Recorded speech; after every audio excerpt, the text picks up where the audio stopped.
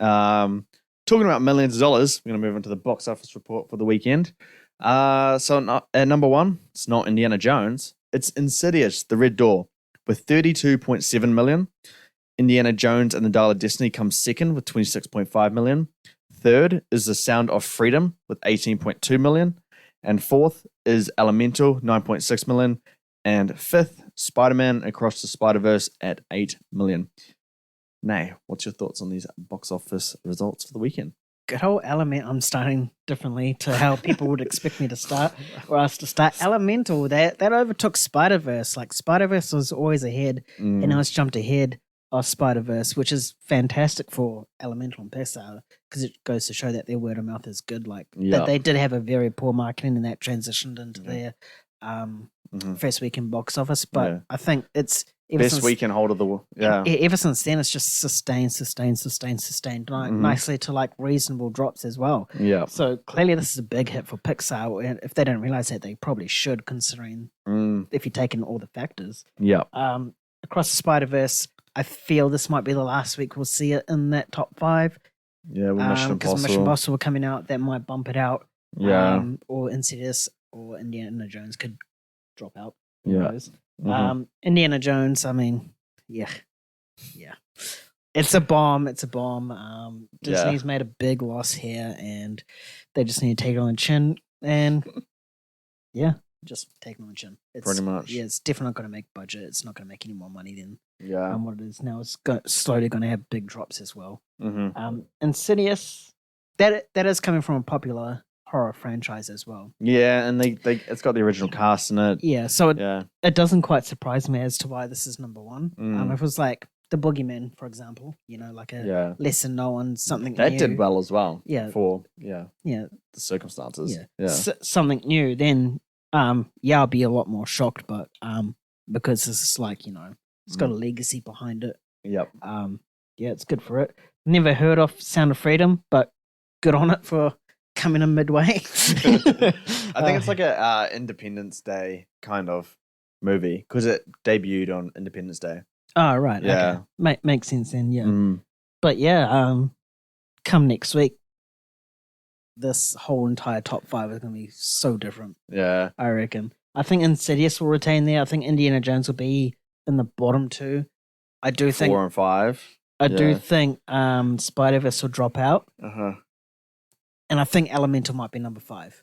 Yeah, I think it'll be the 5th one. Yeah. Where everything else falls in above. Mission Impossible is obviously going to be number 1, but in between there, who knows? It's anyone's game except for Indiana Jones. Yeah, I mean, why the budget's 329 million? I don't know. Even with the COVID inflated costs. I was about to say, when was it? Can you recall when its original release date was? Was it during COVID or was it like during 2021? I know it filmed during COVID. So if it filmed during COVID, that's like 2 years. So let's say 21, 22, probably would have had one delay. Yeah. That didn't have that. It wouldn't have had. It was delayed 1 year.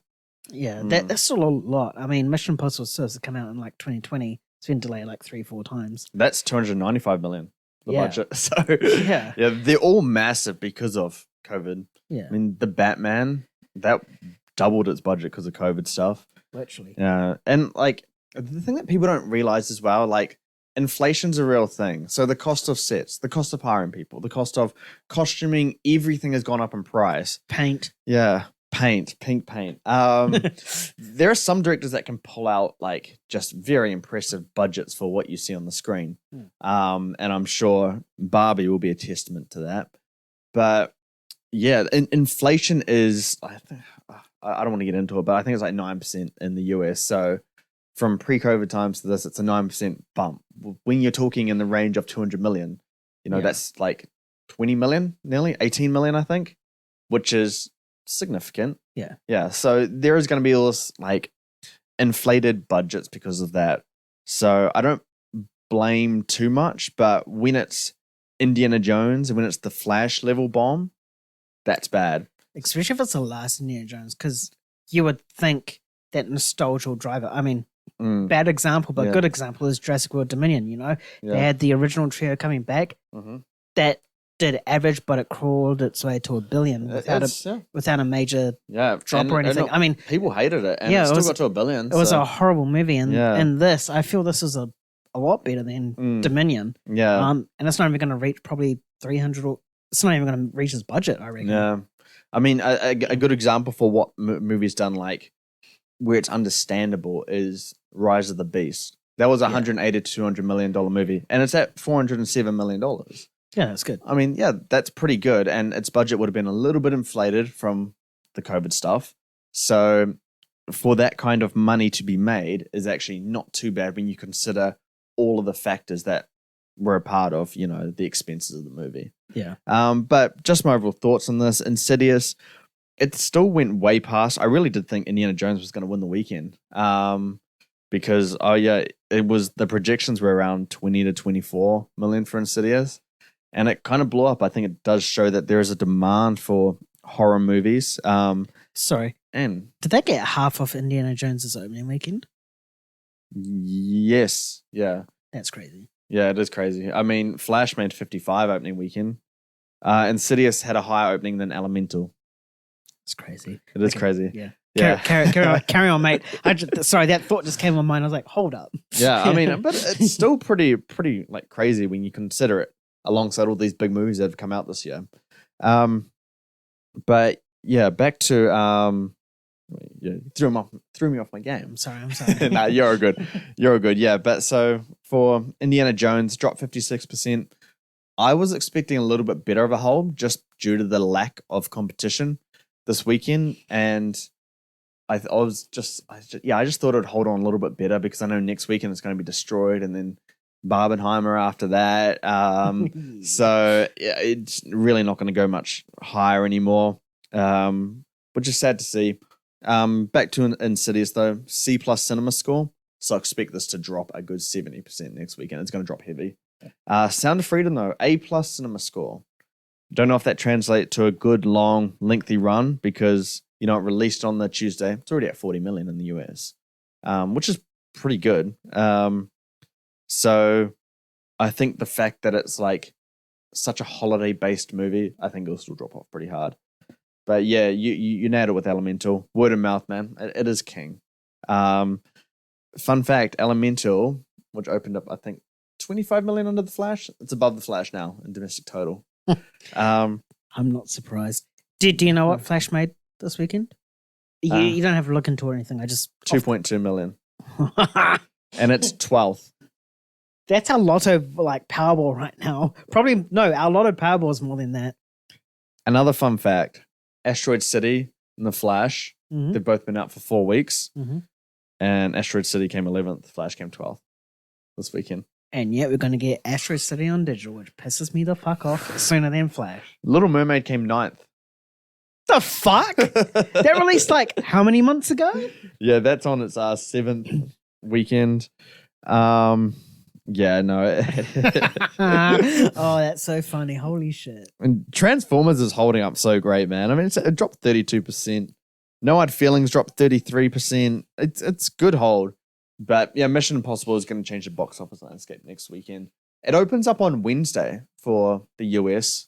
So you're looking at a 5-day weekend. This is a real this is a real different release schedule because for us it released on a Sunday officially. No, there was screenings on Saturday after our one, yeah. So Saturday after say 10 o'clock or so. It's like Saturday previews and then Sunday official. Yeah, it's really... yeah. Where typically in New Zealand it's Thursday, in States it's Friday.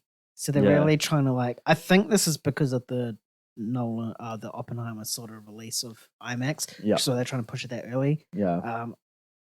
I could probably understand why they didn't push it a month or a week earlier, maybe because of world premiere commitments and stuff like that. They're already organized at events, not set on that date, so they couldn't have it any earlier. Yeah. So I think the reason why they're doing it this early is because they could.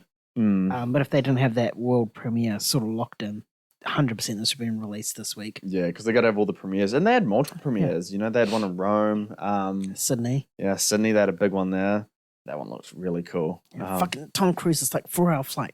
I know, come he's here. so close to us. Just jump over here for our premiere. Did you see like them, like the fireworks and stuff? Oh man. And I was like, oh, you can have, it's not the same as at Auckland Harbour Bridge, but just come here, man. We need Paramount to send us over to Sydney.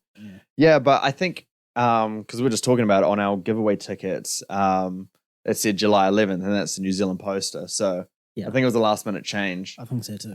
So it's going to be a weird weekend, but Mission Impossible needs to get everything it can from IMAX and premium screens, because I know in New Zealand, Oppenheimer has IMAX exclusively.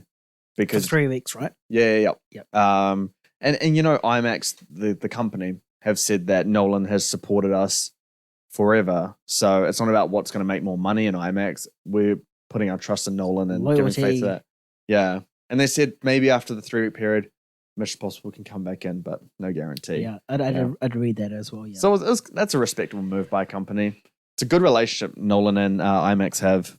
It's good for the future as well, considering that he's like reinventing technology for that particular viewing experience. Yeah. That IMAX would never thought of that could be done. I know. In cinema, they probably just thought, oh yeah, let's have a X-by-X screen and certain sound, and this is the max we could get. And then Nolan comes along and just pushes everything to the boundaries. It's crazy because you haven't seen Dunkirk. No, I have not. And that's a sore spot for me. We saw Tenet in IMAX, didn't we? Yeah, we did. Yeah.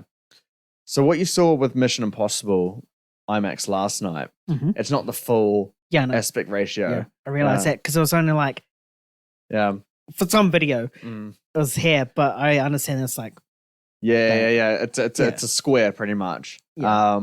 And I know Nolan movies it uses a square. That's why I'm hyped for Oppenheimer. Yeah. I mean, I hope that's the case for this one. I don't always understand the details of technology, but I know with Nolan movies, it's always the big picture, full scope, and your peripherals are just it covers everything. We're gonna see Cillian Murphy right up close.